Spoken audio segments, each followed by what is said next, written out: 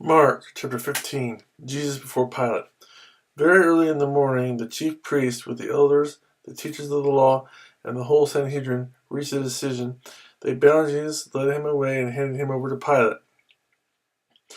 "Are you the king of the Jews?" asked Pilate. "Yes, it is as you say," Jesus replied. The chief priests accused him of many things. So again Pilate asked him, "Are you going to answer? See how many things they are accusing you of." But Jesus still made no reply, and Pilate was amazed. Now it was the custom of the feast to release a prisoner whom the people requested. A man called Barabbas was in prison with the insurrectionists who had committed murder in the uprising. The crowd came up and asked Pilate to do for them what he usually did. "Do you want me to release to you the king of the Jews?" asked Pilate, knowing it was out of envy that the chief priest had handed Jesus over to him. But the chief priest stirred up the crowd to have Pilate release Barabbas instead. "What shall I do then with the one you call the king of the Jews?" Pilate asked them. "Crucify him," they shouted. "Why? What crime has he committed?" asked Pilate. But they shouted all the louder, "Crucify him." Wanting to satisfy the crowd, Pilate released Barabbas to them. He had Jesus flogged and handed him over to be crucified. The soldiers mocked Jesus. The soldiers led Jesus away into the palace, that is, the praetorium, and called together the whole company of soldiers. They put a purple robe on him, then twisted together a crown of thorns and set it on him.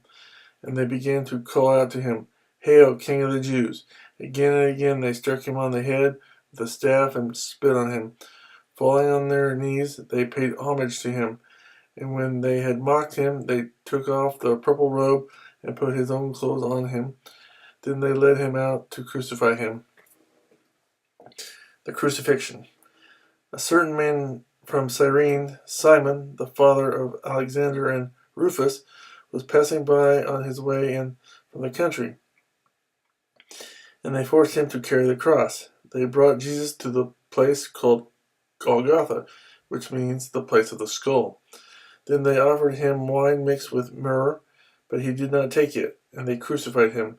Dividing up his clothes, they cast lots to see what each would get. It was the third hour when they crucified him. The written notice of the charge against him read, "The King of the Jews." They crucified two robbers with him, one on his right and one on his left. Those who passed by hurled insults at him, shaking their heads and saying, "So, you who are going to destroy the temple and build it in 3 days, come down from the cross and save yourself." In the same way, the chief priests and the teachers of the law mocked him among themselves. "He saved others," they said, "but he can't save himself. Let this Christ, this King of Israel, come down now from the cross, that we may see and believe." Those crucified with him also heaped insults on him. The death of Jesus. At the 6th hour, darkness came over the whole land until the 9th hour, and at the 9th hour Jesus cried out in a loud voice, "Eloi, Eloi, lama sabachthani," which means, my God, why have you forsaken me?" When some of those standing near heard this, they said, "Listen, he's calling Elijah." One man ran, filled a sponge with wine vinegar, put it on a stick, and offered it to Jesus to drink. "Now leave him alone. Let's see if Elijah comes to take him down," he said. With a loud cry, Jesus breathed his last. The curtain of the temple was torn in two from top to bottom, and when the centurion who stood there in front of Jesus heard his cry and saw how he died, he said, "Surely this man was the Son of God." Some women were watching from a distance. Among them were Mary Magdalene, Mary, the mother of James the younger, and of Joseph, and Salome. In Galilee, these women had followed him and cared for his needs. Many other women who had come up with him to Jerusalem were also there. The burial of Jesus. It was preparation day, that is, the day before the Sabbath.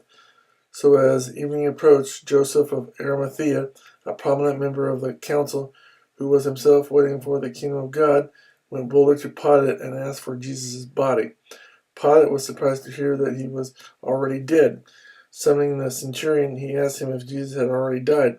When he learned from the centurion that it was so, he gave the body to Joseph. So Joseph bought some linen cloth, took down the body, wrapped it in the linen, and placed it in a tomb cut out of rock. Then he rolled a stone against the entrance of the tomb. Mary Magdalene and Mary, the mother of Joseph, saw where he was laid.